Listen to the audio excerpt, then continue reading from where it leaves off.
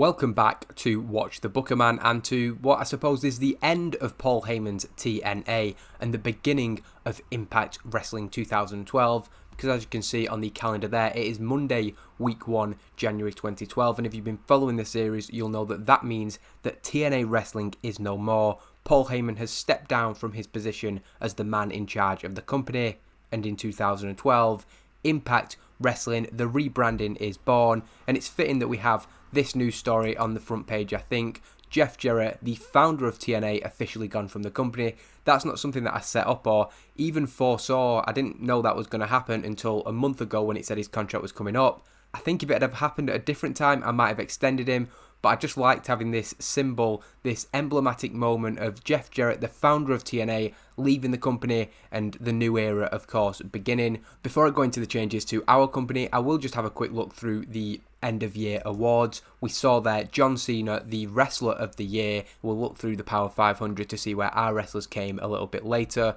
Company of the year is New Japan Pro Wrestling, having a great year throughout 2011, and it might be worth actually having a look at what some of their best matches were, who is sort of leading the charge for the Company of the Year. Tanahashi versus Rey Mysterio, Mystico Pac, so they have got a very, very talented roster, as you can see there. That's come out with them being the best promotion of 2011.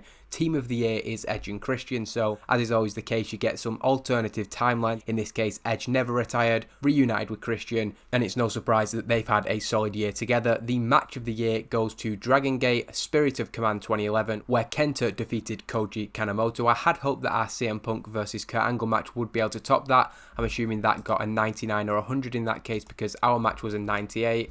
Yeah, it was a 99, so again, can't really have any complaints, even though it would have been nice to see us win some awards. There we go.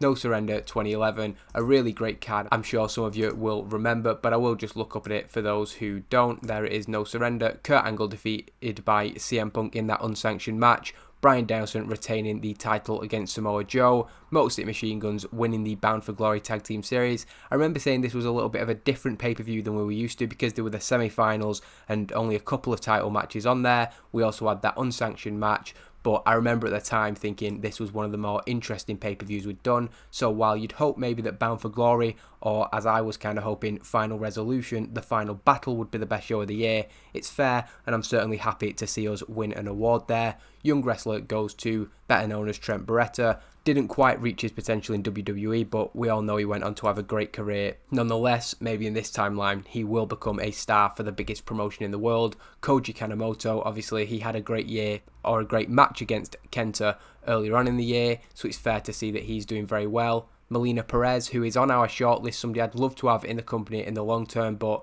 her contract situation stops that. She's had a great year in WWE. Again, I'd liked for a Knockout to have taken that award, but not to be, and is always next year for something like that. Dragon Gate, we saw some of their fantastic matches in the top 100, so it's no surprise that they've come on leaps and bounds. I am hoping, like I've said, there's that target for TNA. We want to go from medium to big in the next 6 months, really. Might not be possible, but it'd be lovely to see next year us as the most improved company. Davey Richards, Independent Wrestler of the Year. He spent nearly all the year with TNA, so I'm not sure about that. He was in Ring of Honor at the start, but I don't know. It's a good sign that he's had a fantastic year, and I have mentioned previously that I'd like to test him for a singles run, but a little bit weird to see him as the Independent Wrestler of the Year when he's been on TNA TV for about 9 months of that. Manager of the Year goes to Roddy Piper.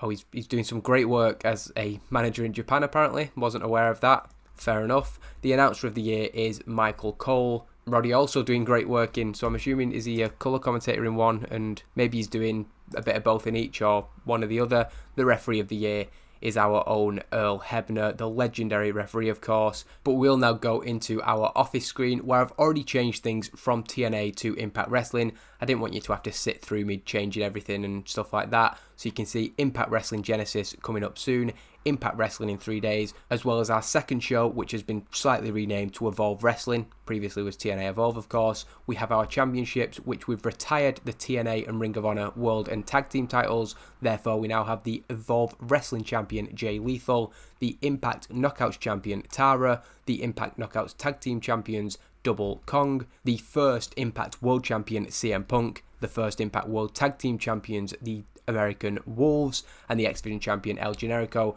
and I'm really happy with the title histories. That's something that I'm quite, obviously those two are blank, but throughout the save, if you look at the 2 years, we've really protected the titles. The Impact Knockouts Championship has gone from Tara to Madison Rayne, Kong, Del Rey, Mickie James and Tara. You might look at maybe Madison Rayne as an outlier there, or she was 23 or 24 when she took the title, and it was a transitional reign, one where I don't think it hurt her only holding the title for a month, but one that kind of said we see something in her, and she really has been very, very good for us, it has to be said. To go a little bit more into what we see changing the company, I think when TNA did this in real life, going from TNA to Impact Wrestling, and it kind of happened over many years, and they were kind of TNA and Impact Wrestling for a long time, which was pretty confusing. It was almost like they didn't know which promotion they were, but they did it really to try and get rid of the stigma of some of what TNA had become. I'd like to think that in the last 2 years, we've got rid of that to some extent, and that people don't look at TNA as the sort of Russo crazy,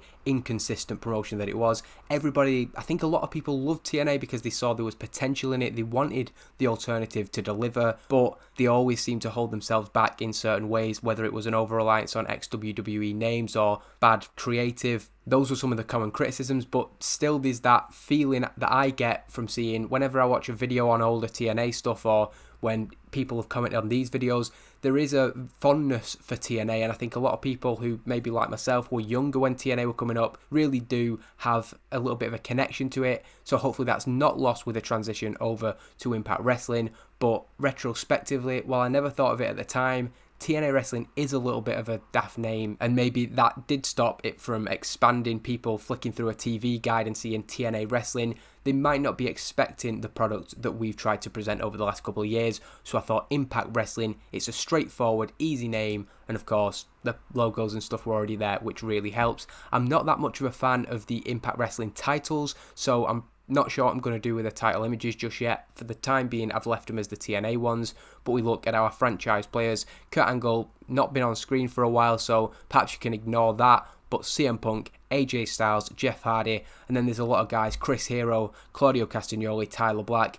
I'm looking at guys like Austin Aries, Davey Richards, Eddie Edwards as well, who consistently put in excellent in-ring performances and who can be that next generation of star. TNA was known for bringing through this crop: AJ, the Machine Guns, Samoa Joe, Christopher Daniels, Kazarian, the people, Beer Money, who we spoke about 2 years ago at the start of this save. I now want it to be talking about the people who, from this point 2012, are the next crop who are going to rise up and be the top of the card, and that's hopefully the likes of Chris Hero, Claudio Castagnoli, and of course we've got the likes of Bryan Danielson, Desmond Wolfe, who are only going to get better and better despite already being absolutely fantastic. I'd like to see Bryan Danielson in this top 5, to be fair. Maybe if I set Kurt Angle as retired or as a non-wrestler, Bryan would be the one to take the 5th position, but nonetheless you can see a very, very strong card and an even stronger future, I'd say. Davey Richards, the Briscoes, Roderick Strong, Matt Jackson, those are the 5 of the names that the game has selected, but I think if you look through our roster, there is still a very, very strong level of young talent. The hot prospects, a similar list, albeit Jay Lethal taking Davey Richards' place,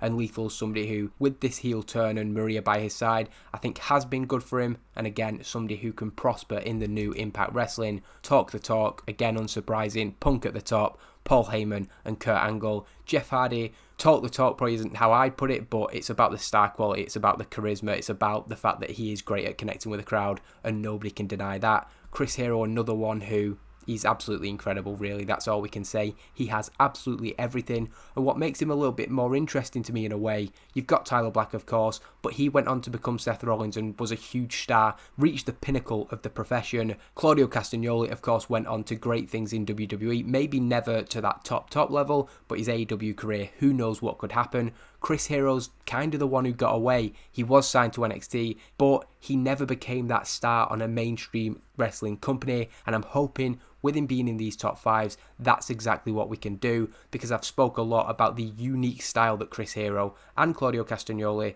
Tyler Black, El Generico, those guys who came up in that independent scene, who have so clearly influenced many people who we see now in 2022. And Chris Hero is somebody who I would have loved to see get to that top level. I really think he deserved it. The Showstoppers is a similar story. The only new name in there is Samoa Joe, somebody who's kind of played a gatekeeper role, which may be selling him a little bit short, but with Punk and him as the secondary, we have seen him lose a few key matches. There's a storyline planned for him in 2012 where we fit that in. Might be Slammiversary, might be Bound for Glory, but again, a big moment planned for him that hopefully it can see him back to that top level. The ring generals, Davey Richards in there, so another sign that as good as Eddie Edwards is, there is that feeling that maybe Davey Richards is destined to be the single star. Both of them became main event level wrestlers in Ring of Honor, and who knows, maybe he can make that step up in Impact Wrestling. His in-ring performances in-game are certainly a testament to that ability that he has. AJ, despite his big defeat at Final Resolution,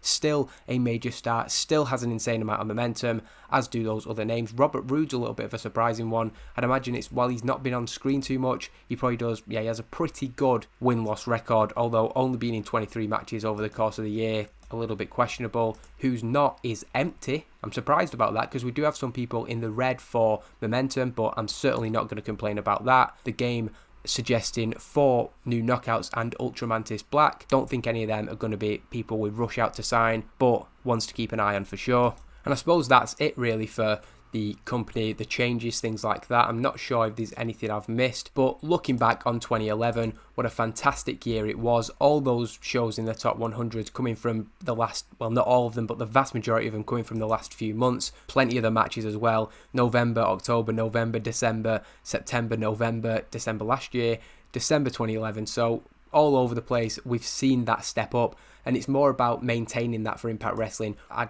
really enjoyed booking these last 2 years, and it's not the massive overhaul that's needed. It's not that there's going to be a huge difference, but just when you look at that roster we've built, I think we've got one of the strongest rosters that a company's ever had, and that's why I felt now was the right time to march forward, to take that next step, and under the Impact Wrestling banner, I do believe we can go to the next level. I did record before this, kind of going through the whole roster and just giving my thoughts on people, but it came out pretty long, so if anybody wants to see that, let me know. I might still put it out anyway, but that is Impact Wrestling. I'll have a quick look around the rest of the wrestling world now, but it's a little bit sparse, I have to say. In this mod, a lot of companies have gone out of business, so there's not too many promotions. If there's anybody specific you want me to have a look at, I will go into that too. But we'll look at who's under development for WWE there. Again, it's another one for a future video. If there's anything that stands out to you and you want to see a little bit more, let me know. Joey Matthews as the FCW Heavyweight Champion.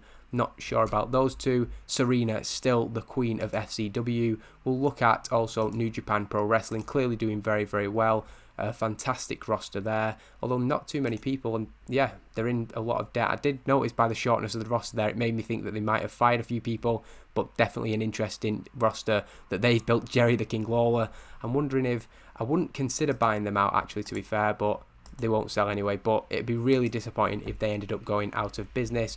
And we will of course look at the WWE, their titles held by Kofi Kingston. Rob Van Dam is the World Heavyweight Champion, so to be fair to him, he made the right choice not coming to us. Batista, vacant Divas Championship for a very, very long time. Their women's division not doing too well. Dawson Alexander, I'm sure he's held that title for a long time as well. Ezekiel and Primo. Kung Funaki is the United States Champion. Beth Phoenix, the women's champion, another one of their divas who we'd love to have in the company, and JTG and Shad, solid tag team champions as well. You can see there through their roster who the top stars are. David Hart Smith making his way up the roster, as well as Matt Hardy. There's a few big names there. Tommy Dreamer is also pretty over, which, yeah, that surprises me, to be fair. But there we go, a little bit of an odd game world, to be fair. But I did mention that I'd look at that Power 500. CM Punk in second place. I had hoped that, I wonder what we could have done to get him to that first place. I think it's just the case of his highest match rating being a little bit better, and he had significantly more matches, so yeah, I can't complain there, to be fair. What was Punk's lowest rated match? 73, but that was from WWE. It may be on me trying to keep him as a special attraction. If you look, for the first few months he was only on pay-per-view, and we gave him a couple of matches on Impact. Going forward, as our top champion, he is going to be somebody who's in ring just as regularly as any other champion. I will see who from the Impact roster did make the top 100. Punk, AJ, Bryan, so fair to say those were our 3 biggest stars throughout the year. Samoa Joe, consistent as always. Claudio, Kurt Angle, I'm quite surprised by. His matches always, of course, delivering. Chris Hero, Nigel McGuinness, Desmond Wolfe, of course, on our roster. Davey Richards and Austin Aries. There's some other names there. Charlie Haas quite surprisingly high up there, because is he above Shelton? But like, the game always tells me in tag team matches that Shelton's carrying it and Charlie's dragging him down. So the fact that he's above him, I don't know if it's slightly goes, it can't go off their win-loss records. They're pretty much exactly the same in every other metric, so I'm not sure why Charlie Haas is so far above Shelton Benjamin there, 20 or so, but that's not something that I need to get into now. Impact Wrestling's first episode is going to be absolutely incredible. We've got the ladder match, CM Punk defending against Bryan Danielson and Desmond Wolfe. We've got the tag team titles match, the American Wolves defending against Jay and Mark Briscoe, the guys they beat to become the last ever Ring of Honor World Tag Team Champions. We've got the Knockouts title, Tara versus the first ever Knockouts champion, Gail Kim. Double Kong defending against the first ever Knockouts Tag Team Champions, Sarita and Taylor Wilde. And the X Division title match, El Generico versus an icon of the X Division. He's held it 4 times previously, and he's going for it again, Chris Sabin. That is a great card. We've done 5 matches just so that everything gets the chance to shine. We'll also, of course, need time to reveal the replacement for Paul Heyman, the new man in charge, and hopefully you'll want to join me for that. Thank you for watching this video. Hopefully you're looking forward to Impact Wrestling 2012. Let me know if there's anything that I've missed, anything you'd like me to go more in depth on, and I'll certainly look to do that as soon as I can. But of course, I'm massively looking forward to what we've got in store, and I hope everybody else is too. Cheers, I'll see you next time.